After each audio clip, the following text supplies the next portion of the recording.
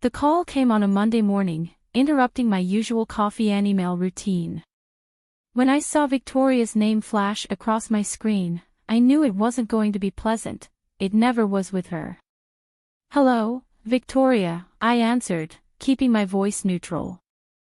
"I've sold the house," she announced without preamble, her tone dripping with satisfaction. "The papers are signed, and the new owners move in next week. I hope you've learned your lesson about respecting your elders. My name is Charlotte Hayes, and the house Victoria was so smugly talking about was my childhood home, the one my father had left me when he passed away 2 years ago. Or at least, that's what Victoria thought." "The house," I repeated, fighting to keep the amusement out of my voice. "You mean Dad's house?" "Don't play dumb, Charlotte. You know exactly which house. The one you've been squatting in rent-free since your father died. Well, that ends now. I found buyers who will actually appreciate the property." I took a slow sip of my coffee, remembering the meeting I'd had with Dad's lawyer, Mr. Caldwell, just days after the funeral. Victoria had no idea about that meeting, the documents we signed, or the real ownership of the property. "That's interesting," I said carefully. "And you're sure everything's legal?" She scoffed. "Of course it's legal. I'm his widow, and the house was in his name. You may have been his precious daughter, but I have rights too. Maybe next time, you'll think twice before questioning my decisions about the remodeling." Ah.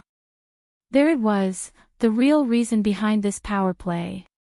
3 months ago, I'd stopped Victoria from gutting the house's historic features, the hand-carved banisters, the original hardwood floors, the stained glass windows my father had lovingly restored over the years. She'd wanted to modernize everything, to erase every trace of the home my father had created. "I see," I said. "Well, I hope you got a good price for it." "Don't worry about the price," she snapped. "Just make sure you're out by next Friday. The new owners are eager to start their renovations." I could almost see her smirking, imagining me scrambling to pack up and move out. If only she knew. "Thanks for letting me know," I replied. "Goodbye, Victoria." As I hung up, I couldn't help but smile. Victoria had always underestimated me, just as she had underestimated my father's foresight. She thought she knew everything about our family's affairs, but there was so much she didn't understand. I picked up my phone again and dialed Mr. Caldwell's number. "Charlotte," he answered warmly. "I was expecting your call." "She did it," I said. "She actually tried to sell the house." "Did she now?" I could hear the amusement in his voice. "Well, this should be interesting. Would you like me to set things in motion?" "Yes, please. And, Mr. Caldwell, make sure the buyers understand exactly what's happening. I don't want innocent people caught in Victoria's mess." After hanging up, I walked through the house, my house, running my hand along the walls my father had painted, the door frames he had restored, the window seats where we'd spent countless hours reading together. Every inch of this place held memories, stories, pieces of our life together. Victoria had married my father 5 years ago when I was 23. At first, she played the part of the caring stepmother perfectly, all smiles and sweet words. But after the wedding, her true colors started showing. She tried to drive a wedge between Dad and me, made snide comments about our close relationship, and constantly pushed to change things about our home. Dad saw through her eventually, but by then, his health was failing. In his final months, he had called me into his study one evening while Victoria was at her weekly spa appointment. "Livy," he said, using his old nickname for me, "I need you to trust me. Things aren't what they seem with Victoria, and I've made arrangements. When the time comes, see Ethan Caldwell, he'll explain everything." I had wanted to ask more questions, but Dad had been so tired, so weak. 2 weeks later, he was gone. Victoria had barely waited until after the funeral to start asserting her authority over the house and everything in it. She moved my father's belongings into storage, redecorated rooms without consulting me, and made it clear that she considered herself the sole owner of the property. What she didn't know was that my father had seen this coming. The meeting with Mr. Caldwell had revealed just how carefully Dad had planned everything. The house, despite appearances, had never been in his name alone. Through a series of legal maneuvers I didn't fully understand, he had protected it, and me, from exactly this kind of situation. My phone buzzed with a text from Victoria. "I expect the keys on my desk by Thursday. Don't make this difficult, Charlotte." I smiled, typing back. "Don't worry, Victoria. Everything will work out exactly as it should." She didn't respond, probably thinking she'd won. But the real show was about to begin, and I had front row seats to watch her carefully constructed plans fall apart. My father had always told me that patience was a virtue. Sometimes, he'd say, the best response is to simply wait and let people reveal their true nature. Well, Victoria had certainly revealed hers. Now it was time for her to learn about mine. I spent the rest of the morning going through some old photos I found in Dad's study. There was one of us working on the house together, covered in paint and sawdust but grinning like fools. Another showed us in the garden he had planted, surrounded by the roses he had lovingly tended. Victoria had wanted to dig up those roses last spring, claiming they were old-fashioned. I had stopped her then, just as I was about to stop her now. My phone rang again. "Mr. Caldwell." "The wheels are in motion," he said. "The buyer's lawyer has been notified of the situation. They're understandably upset with Victoria." I leaned back in my chair, feeling the weight of my father's foresight settle around me like armor. This was far from over. But relieved they found out before money changed hands. "How long until she finds out?" I asked. "I'd say by this afternoon. Their lawyer is drafting a strongly worded letter as we speak. Would you like me to be present when she receives it?" I thought about it for a moment before deciding. No. Let her deal with it alone. She needs to understand exactly what she's done. As you wish. But Charlotte, be prepared for the fallout. People like Victoria don't take humiliation well. He was right about that. Victoria had always been proud, always needed to be in control. Finding out that she had tried to sell a house she had no right to, making a fool of herself in front of potential buyers, would hit her hard. But then again, that was exactly the point. The fallout came faster than I expected. Around 3 o'clock in the afternoon, my phone exploded with notifications, multiple missed calls and increasingly furious texts from Victoria. "What have you done?" The last message was in all caps, practically vibrating with rage. I was sitting in the garden among my father's roses when she pulled into the driveway. Her Mercedes screeched to a halt, and she stormed out, waving what I assumed was the lawyer's letter. "You conniving little witch," she screamed, her carefully maintained facade cracking completely. "You knew about this all along." I remained seated, calm despite her fury. "Knew about what, Victoria? Don't play innocent with me." She thrust the letter in my face. "The trust. The property transfer. All of it. You and Ethan plotted this behind my back." "No," I corrected her gently. "Dad and Mr. Caldwell arranged it. I just followed his instructions." Her face contorted with rage. "Your father would never do this to me. This has to be a mistake." "Actually," I said, standing up and brushing the dirt from my jeans, "Dad did exactly this, to protect both me and the house. He saw through you, Victoria. He knew exactly what you tried to do after he was gone." She took a step back, her designer heels sinking slightly into the soft garden soil. That's impossible. He trusted me. He loved me. Did he? I asked quietly. Or did he just let you think he did? The color drained from her face as the implications of my words sank in. My father, the man she thought she had fooled completely, had outmaneuvered her from beyond the grave. The house was never in his name, I continued, watching her process each revelation. He transferred it to a trust years ago, long before he met you. I'm the sole beneficiary. You had no right to try to sell it. You're lying, she whispered, but I could see the doubt in her eyes. Check the property records, I suggested. They're public. Dad made sure of that, too. He wanted everything to be transparent when the time was right. Victoria's hands were shaking now, crumpling the lawyer's letter. The buyers, they're threatening legal action. Do you have any idea how humiliating this is? Almost as humiliating as trying to throw your stepdaughter out of her own house. I countered. Or maybe as humiliating as spending years pretending to care about someone just to get their money. She flinched as if I had slapped her. You don't understand anything about my relationship with your father. I understand more than you think, I said. Dad told me everything before he died, about the prenup you refused to sign, about the mysterious withdrawals from his accounts, about the men you met with while he was in the hospital. Her eyes widened. He knew. He knew everything, Victoria. He just waited, watched, and planned.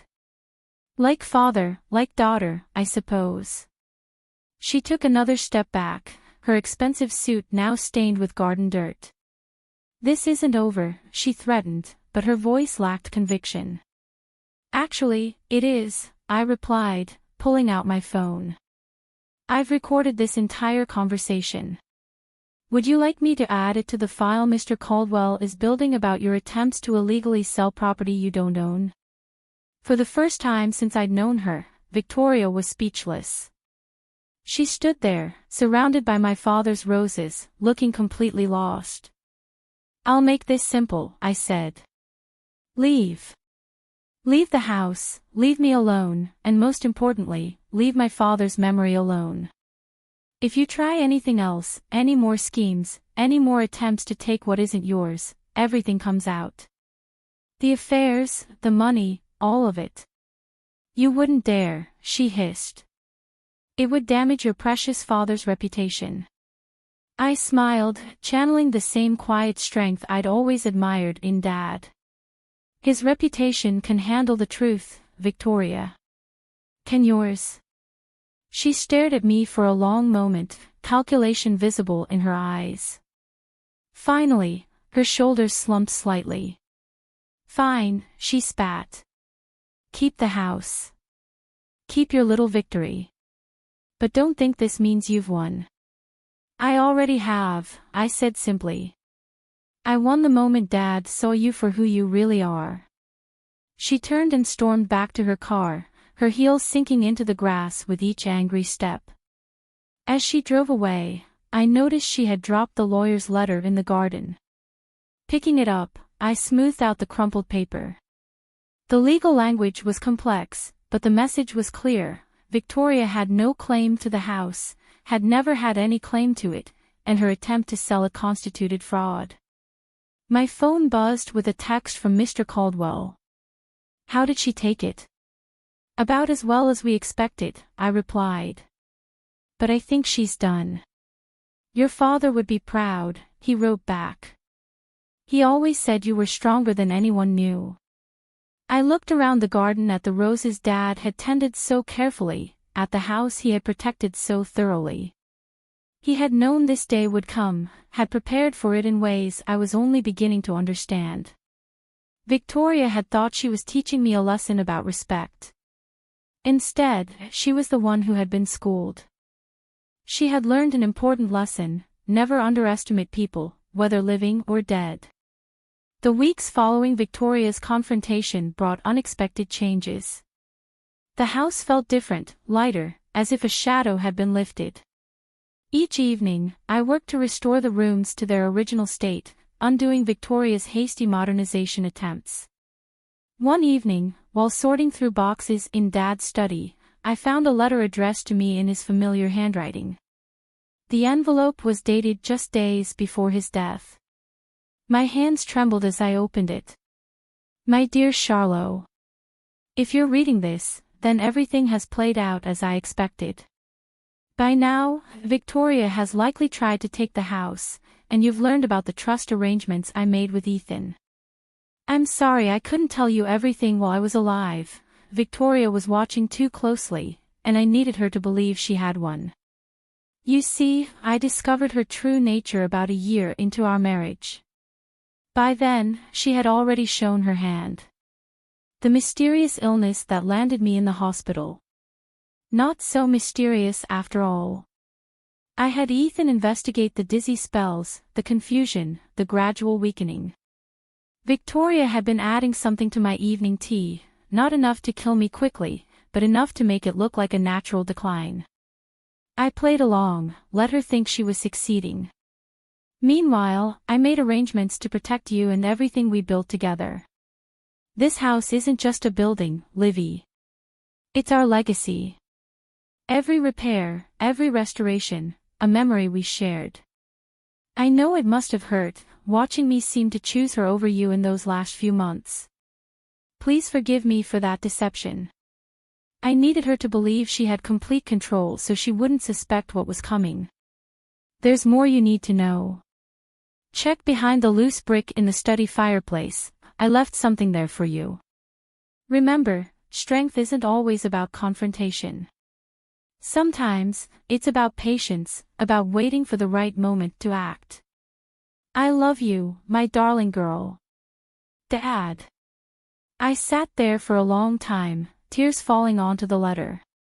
Everything made sense now, his distant behavior in those final months, the cryptic conversations, the way he had insisted on having tea alone with Victoria every evening. Moving to the fireplace, I quickly found the loose brick. Behind it was a small USB drive and another note. Show this to the police when you're ready. With shaking hands, I plugged the drive into my laptop. The videos from hidden cameras Dad had installed played in grim silence. Footage of Victoria adding something to his tea. Her secret meetings with other men. Her phone calls, discussing her plans for after his death. He had documented everything. I dialed Mr. Caldwell. Ethan, I said when he answered. I found Dad's letter. And the drive. He was silent for a moment. Are you ready to take the next step? I thought about it. The evidence was damning, attempted murder, fraud, conspiracy. If I turned it in, Victoria wouldn't just lose her social standing, she would face serious criminal charges. Not yet, I decided. Let's keep it as insurance for now.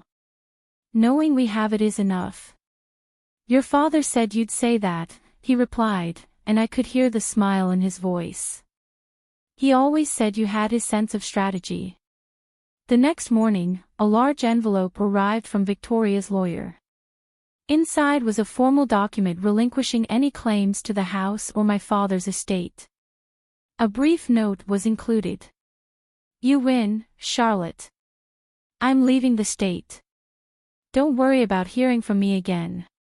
Just keep what you know to yourself. Of course, she had found the cameras.